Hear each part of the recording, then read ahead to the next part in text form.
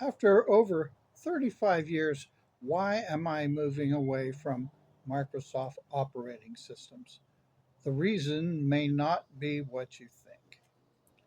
Lately, there's been a lot of comment about the direction that Microsoft is going with its operating system. Hey, I get it, but I'm not going to go into detail about those changes, and they're only a small part of my reasons. But there are also valid reasons why no one is addressing why Microsoft wants to limit OS use to only newer hardware.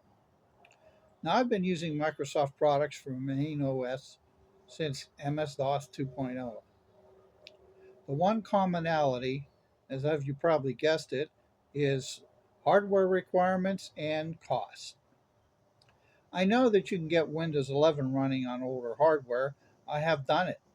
My existing hardware is an older ASRock A88M ITX AC motherboard with an AMD A10 7890K APU, 16 gigabyte of RAM, and a Radeon RX 560 video card with a Samsung Evo 860 1 terabyte hard drive. But at this point, other than if you are an avid gamer, and I'm not, I don't want to see, I don't see the need to shell out more cash to keep doing what I've been doing for years on my PC. So after 35 years, I'm switching to a Ubuntu flavor, which is Mint Linux, Linux Mint, whatever you want to call it. And hopefully I can get at least another 5 years or more out of my existing hardware, unless, of course, it breaks. So I predict that Microsoft's implementing new features into its OSs, those PCs which have had the workarounds to get Windows 11 running, they're going to be hardware dogs in the next year or so, most likely, or with the next release. I mean, it's a cycle that happens every time. And in the past, I've seen it. And if you're interested in my experiences, starting with very early hardware and software, MS-DOS 2.0, keep watching. In my opinion, Linux has evolved into a sturdy OS. It can do everything I need, except for maybe a few apps, which Wine runs perfectly well. So you might ask what I use my PC for. Basic stuff that everyone else does, including technical things, PC board layout, electronic circuit design, hey, playing a few games. I think the last few Steam games I played on my PC was Halo Master Chief Collection, Mass Effect Legendary, and Mass Effect Andromeda, which, they ran pretty good on my old hardware. And if you've watched some of my past videos, that I've played with a number of older PCs. So my reasons are that I don't want to buy new hardware unless I absolutely have to, because I've been doing that my whole life. I'm kind of getting tired of it. So I'm going to use what I have. Now, if you're interested in diving in a little bit of my hardware and software history, keep on listening. What I'm going to do is, if you guys have all noticed that at times I have a hard time remembering what I'm going to say, it comes with age. So I'm going to let Fred, my AI, narrate my next few minutes that I have prepared to just simply go over what I have done in the past and some of my friends have done. And some of you up there older may remember some of these things and some of this hardware. And some of you younger just might say, hey, I've never heard of that. That's interesting. All the things that we had to go through to get our PCs up to par and working what we wanted to. So let's dive into that, and I'll let Fred take over from here for a while. Back in 1980, I took a home study NRI digital computing course. Back then, a computer consisted mainly of switches and lights to represent the binary output of digital chips. Included in the course was a digital logic trainer which was built as the course progressed. Later on, I purchased an APF M1000 imagination machine. It was a game unit similar to an Atari that also had the ability to mount on a base unit that had a keyboard, cassette tape data drive, Motorola 6800 microprocessor, built-in basic interpreter, and 8 KB of system RAM expandable to 24 KB. I spent many nights learning to program in BASIC and machine language. Then there was also a Commodore 64 with its various drives, and I had run a local bulletin board for a while. Incidentally, I retired from 45 years at a local hospital as an electrical tech. Back in the late 70s, there were only 2 computers in the building. They were Commodore PET PCs located in the X-ray department, used for patient information. My introduction to Microsoft came from another digital computing course from Heath. With the course, you assembled a Heath Zenith clone PC with an Intel 8088-2 processor, MS-DOS-2, 128 kilobytes of RAM, 5.25-inch floppy drive, and monochrome screen. I upgraded the memory with 9 dynamic RAM chips, increasing it to 512 kilobytes. Later on, it was time to upgrade to a hard drive. I found a used 20 megabyte hard card for a reasonable price. Hard cards were one of the answers to a quick drive upgrade because main boards did not have hard drive support built in. The drive and controller were mounted together on a single 8-bit full-length slot card. That, coupled with a new copy of MS-DOS 3.3, enabled me to speed up things a bit. Also, I found a broken dual-height 40 megabytes hard drive from a hardware dealer that was cheap. I took a chance and found that it was only an intermittent solder joint on the power connector that was the issue. Eventually, the need for more drive space was evident, but drives were pricey back then. So my friends and I purchased a new drive controller brought out by a company called Per Store. 2 types of hard drives were available then, using MFM modified frequency modulation and RLL, run length limited encoding. RLL was a modified version of MFM encoding that allowed for 50% more storage capacity on a drive. Per Store came up with a solution that was called ADRT, Advanced Data Recording Technology. With it, they managed to increase the data storage on both MFM and RLL drives by 90%, along with an increase in data transfer rate. An RLL drive could be used with an MFM controller with less capacity, and if an MFM drive was a high-quality drive, many times it would work well with an RLL controller, increasing its storage by 50%. But the Per Store ADRT controller would work with both the MFM and RLL drives. A standard MFM drive and controller usually had 17 sectors per track, a 5 megabit, not megabyte, per second transfer rate, and 32-bit error correction. An RLL drive and controller had 26 sectors per track, a 7.5 megabit data transfer rate, and 32-bit error correction. But either a MFM or RLL drive mated with a Per Store ADRT controller would increase the sectors to 31 per track, increase the data transfer rate to 9 megabits per second, and used 56-bit error correction. So at the time, falling into the hardware speed trap, an upgrade solution from the existing 8088-2 CPU was offered by NEC. NEC had developed an 8088 clone CPU which was called the V20. It was a direct replacement for the 8088-2 microprocessor and gave a 20% boost in processing speed at the same clock speed. Back then, we weren't using many add-on boards, just playing with software. Before multitasking was commonplace for PC computers, there were many schemes and tricks to add different functions at the touch of a keystroke in our PCs. Terminate and Stay Resident TSRs were programs that were loaded after DOS was started, but before an application was started. The TSR started, then installed itself in memory while communicating with DOS, telling it not to overwrite the memory space, then exited while hooking itself into the computer's interrupt vectors, waiting for a keystroke to reactivate itself. My favorite TSR programs were those such as Borland Sidekick, Scout, menu-driven program launchers, and PC Tools, which was published by Central Point Software. Scout was a handy file management program that let you easily copy, delete, format disks, etc. PC Tools was a full-blown utility program that let you do just about anything file and disk management related, plus recovery tools and a menu program. Similar to Norton Utilities, who eventually absorbed Central Point Software. In PCs of the day, you were limited to a 640 kilobyte memory limit. Then, along came EMS or expanded memory cards. The EMS standard, LIM, was designed by Lotus, Intel, and Microsoft. It was a joint effort to provide enough memory to hold large amounts of data, such as when using a spreadsheet program. Through Iswitching software driver, the expanded memory could be made available to applications.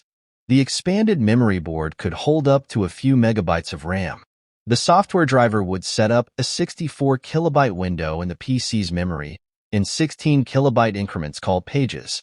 Selections of EMS memory could be switched into the 64 kilobyte window in conventional memory and used by the program requesting it. This way, a program had access to large amounts of RAM to use on the fly.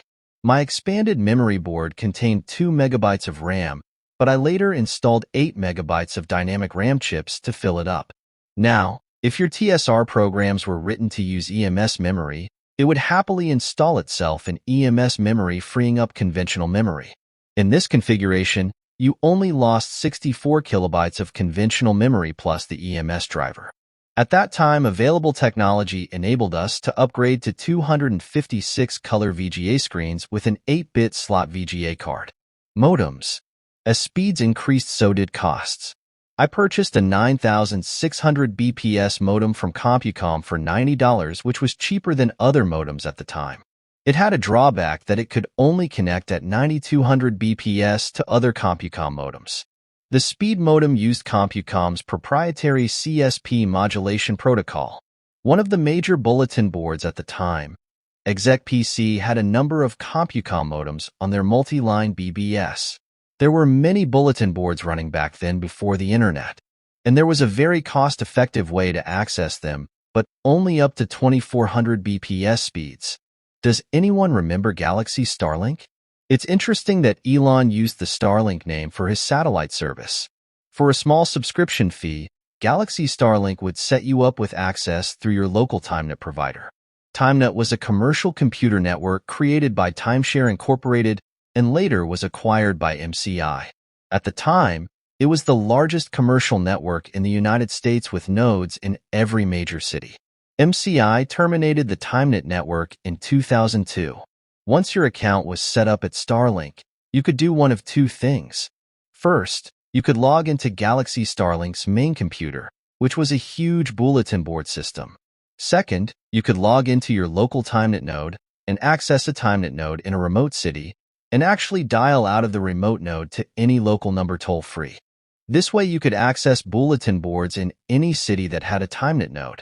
Though the connection speed was limited to 1200 to 2400 bps, it was very cost-effective. Galaxy Starlink charged by the amount of data that you actually move through the system.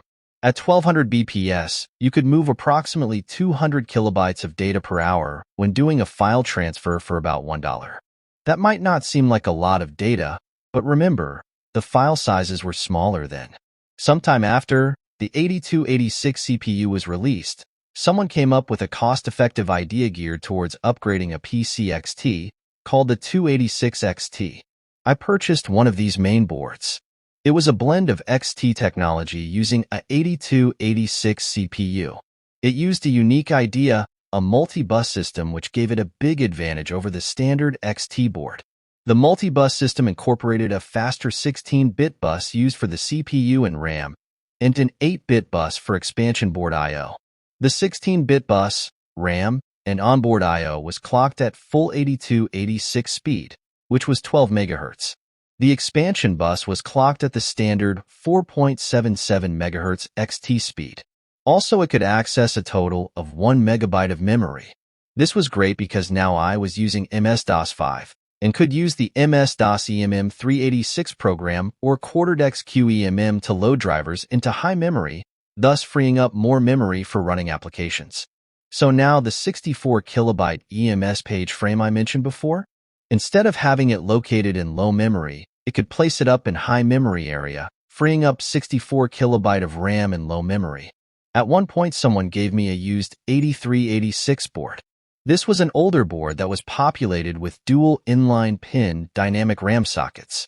By then I had accumulated a number of them and was able to populate the board with 8 megabyte of RAM and use an XMS extended memory driver to access memory above the 1 megabyte limit. There was no low-cost sound available then, until in 1988 Sierra Games got together with a company called Adlib and used the Adlib music synthesizer standard in their games.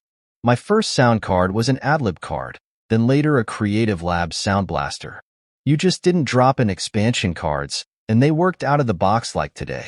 You had to investigate what ports and interrupts were being used on your PC, then set jumpers on an expansion card so that it would work. Sometime it would be tedious getting everything to work the way that you wanted. Next, Windows 95 was released on about a dozen floppy disks. Installing Windows 95 on a 386 ran very slow. Microsoft's first attempt at Windows copy protection was to fit more data on the floppy disks. Microsoft came up with a way to add extra sectors to 3.5-inch floppy disks. This could be accomplished by using high-quality floppy disks and a special format. By doing this, Microsoft thwarted attempts to copy the disks because the standard disk copy program would not reproduce the special format. It was not long before programmers released disk copy programs that not only could reproduce Microsoft's special format, but also let the user utilize the extra space for normal data storage. As I can recall, a high-quality 3.5-inch 1.44 megabyte floppy could be formatted to around 1.6 megabyte of usable space. I purchased something to alleviate the 386 bottleneck with Windows 95. A company called Evergreen came out with a 386 to 486 upgrade CPU. It plugged into a 386 socket and contained an Intel 486 CPU, which would clock up to 133 MHz. This enabled Windows 95 to run at a respectable speed on my old mainboard. CD-ROMs were very expensive at the time. My wife was doing a lot of horticulture slide photography at that time. She had an offer to have her slide collections put on CD to be made available for sale. Well, as I explained it, we needed a CD-ROM to view the discs.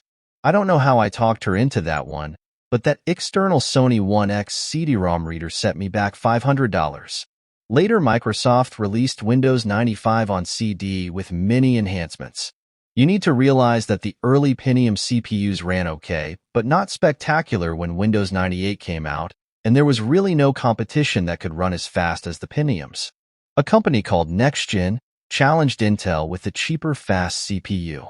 NextGen developed an efficient reduced instruction set CPU and accompanying mainboard combo that would run at 90 MHz and 120 MHz, which was supposed to outperform the Intel Pentium. I purchased the 90 MHz CPU and board, and it ran decent with Windows 98. The next-gen CPU was not directly interchangeable with a Pentium. That's why it was sold along with their mainboard. Moving along at the time, AMD had realized it had hit a brick wall with its K5 CPU. I have several unopened K5s. AMD was in need an infusion of new technology to continue competing with Intel. As most know, AMD ended up purchasing the next-gen technology and used it in developing the AMD K6 CPUs. So that's about the first 20 years of tinkering with personal computers. So there you have it. A little bit of my history with computer history since 1980. But the more modern operating systems, I've noticed, hey, every time Windows XP ran fine at the beginning, but more and more hardware requirements, faster CPUs, it ran a little bit better. Actually, I like Windows 7. Windows 7 was pretty stable. I never had any issues with it. And of course, I never had any issues with Windows 10. And actually, Windows 11 runs a little quicker on my hardware than Windows 10 did. But I do realize, as I said, what's coming down the pike. It's really going to slow things down. It's inevitable that newer software is not going to run as fast on all this older hardware. So I'm going to hold off and wait and see what directions things go. In the meantime, I'll be using Linux. So if you have any comments, any questions, hey, leave a comment. Other than that, God bless. Have a good day.